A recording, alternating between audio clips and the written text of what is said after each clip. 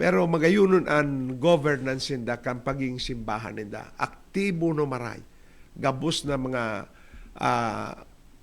anapod ninda kay ni JKK, nalingwang ko so ngarang kay ni. Ang pag-aktibo na marayan kunya ninda ang mga leaders ninda duman. As in, aktibo na sagod ang mga holiness, ang mga yun. Pag-abuta digi, iyo po ini sa pig-adapt ming model kay ito na pig-apod ining kapilya model. Na ang kapilya model, ta ang barangay ta, di pisilon ta ng barangaon ini, ta dakula ining problema, magkakaigwa na ki-conflict, mag-iriwal kita kayo nita, sa ngaran sa pagbarang at kang pista, di pisilo ng maray. Kaya, may tradisyon na kitang data maulag-ulag. Saro ini kan mga nasa pa-disadvantage kan pag-implementar ta kang programang ini.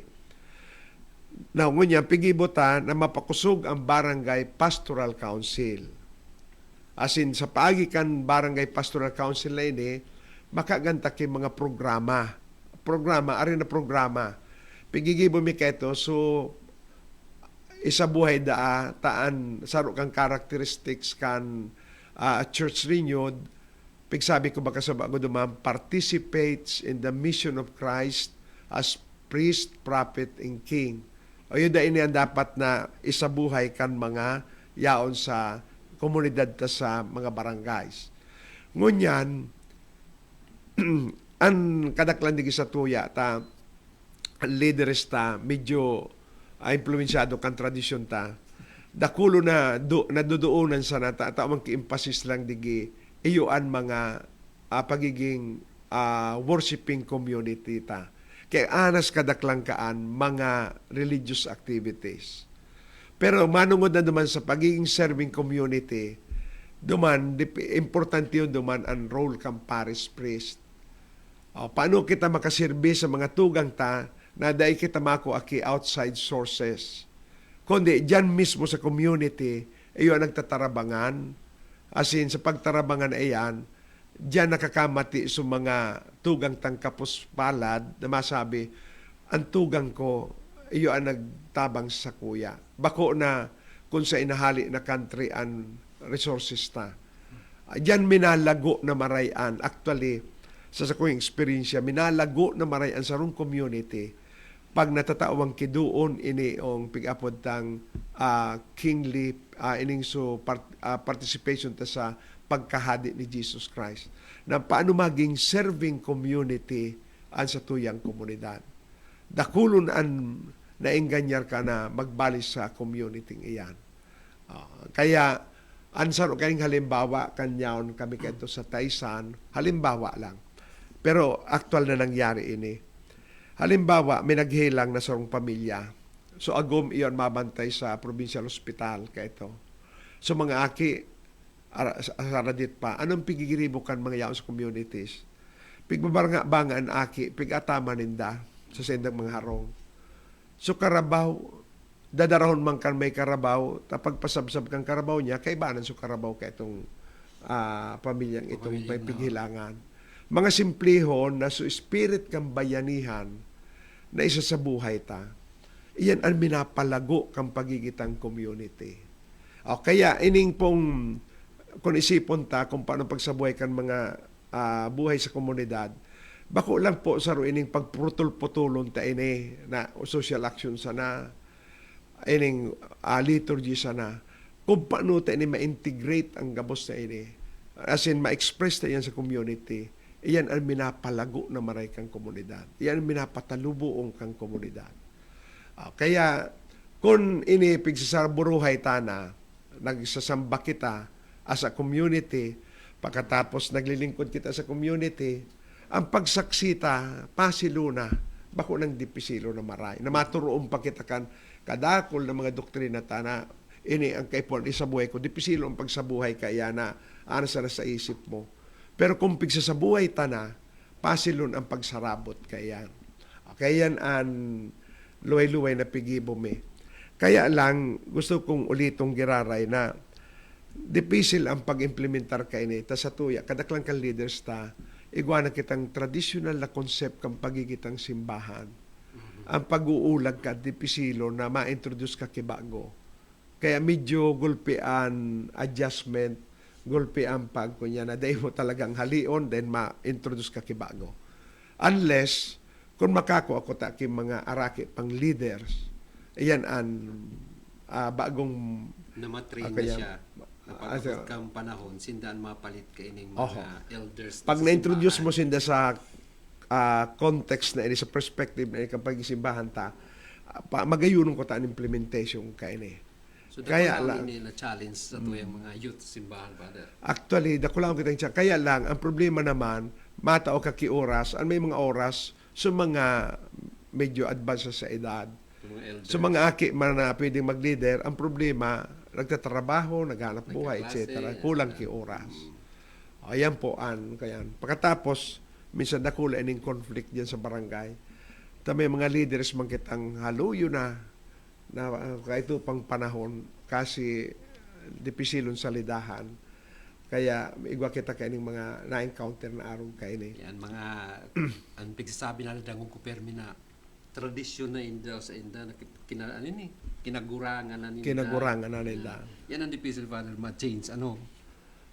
Kaya magayong kuta kung ano ang termino kang kaito garo ang gabos sa bata minsan ang gabos monopolize mo ng gabos pagiging kantura sa imo pa maprosesyon ikapan makanta nagi ka ng boses kang banwaan minsan may mga igwa kita kay ning araw kay ni pero kung touch ta ko ta sa mga hoben may mga young professionals na dedikado sinda ka ini kang programang ini magayunon ko ta makaskasaan pwede tang implementasyon kan renewal tang ini sa pagigitang simbahan pero ang point ko lang digi at least an orientation tango niyan pasiring na kita sa pag-build kan mga communities.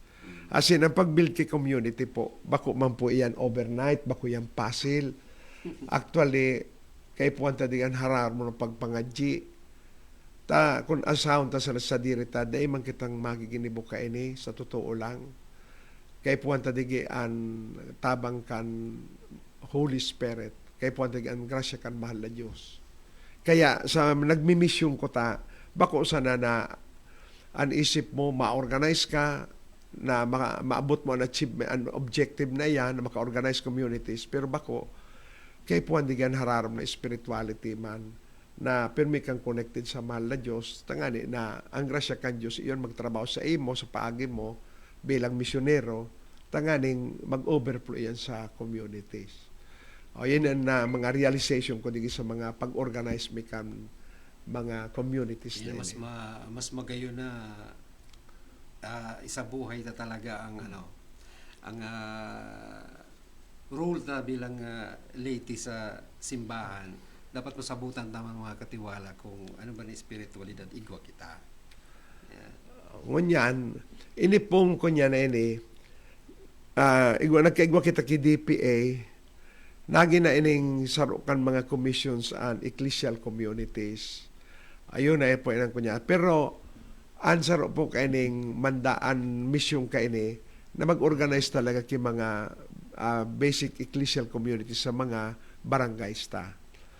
Kaya magayong ko ta na ang mga communities ta, ang mga programa ta pasiriring sa mga barangay, sa mga communities na ini. Tayo ni sabutan ko ng gadkan during the first DPA. So, dayo sa Pastoral Assembly ta so inot na dangog ko ito sa pero siguro hali ito ki Bishop Bong napigtaram niya ng gaduman. Ang program na ini, mga commissions ta sa diocese ang commissions ta, mga mabaraba ang program na ini, pasiring ni sa community. Ang success kan sa tuyang programa, dapat mahilig yan sa mga communities. Bako sa programa kang komisyon. Alibaba ngayon, magayon ang komisyon mo, kung dahil kang mga communities na bababaan kaan, siguro, bako yan susog sa mandato sa ikan DPA ta, kan sa tuyang, kan second plenary council. Ayan, dakulon ang may mga nadadangog o father, naghapot sa kung ano ba talaga itong BEC? Itong BEC, pero may dadag BEC. Pero ano ba talaga ang... Ang BEC po, kung hilingon ta, strictly speaking, ini pong Bible sharing, dahil man po yan maapod talagang basic ecclesial communities. Ang buot sabihin kan basic ecclesial communities, igwana kitang parokya. Ngunyan, maduman kita sa mga basic units kan sa tuyang parokya na yung mga families. Ang families ko ta, ang neighborhood, kung ma-organize na iyan na grupo sa pamayukan mga leaders ta dyan, na isabuhay ni itong sa pigsabi kong tulong mission si Jesus Christ. Nagba-Bible sharing sinda, nagsisimba sinda, nagpo-procession sinda, kung kapistahan kang patron, kukunyang kay Mama Mary, nagdevotion sinda, and at the same time, nagirasan sinda. Kaya nga may tataramong kita, na daidang tios, na daing makatabang, na daing mayaman, na daing manapangangaipo. Kaya yan, kung may isarabuhay ta yan, pagkatapos, alimbawa, may tugang kitang nagkasala man sa barangay, sa community tang iyan, alimbawa, ako ang gurang, ako ang senior, ma-advisean ko siya, makuriran ko, di, at least siya on dyan, maaraman niya lamang na may nagtataram sa ikang katotohanan. Di mo yan, pag-araw kayo ng community ta, masabi ta iyan na iyan, basic ecclesial community. Tapos pagigitang simbahan na isa sa buhay ta. Nagigitang mga Kristiyano. Kaya ining Bible sharing group na ini, kulang pa po ini kung isipon ta. Saro sa na iyan na aspeto kan, sa yaon sa niya sa worship, sa yaon langgar po yan sa prophetic mission ni Jesus Christ. Ayan mga katiwala, nasabutan ako, nagparadango kay Father Joy, mas nasabutan ko kung ano ang, kasi anong inot ko din na pagkasabot Father sa BEC, ayan, mga tiripon sana, prayer meeting, tapos siriblagan na. Bako pala niyan, connected yan kada pamilya, nagbuo kami ko sa sarong Christian community. Oh. Yan. Mga katiwala, pagbalik ta, mas dagdagan ta pa kung ano pa ang mga kaipuhan tang maaraman kay Father Joy, garo kulang ang sa tuyang oras kay Father.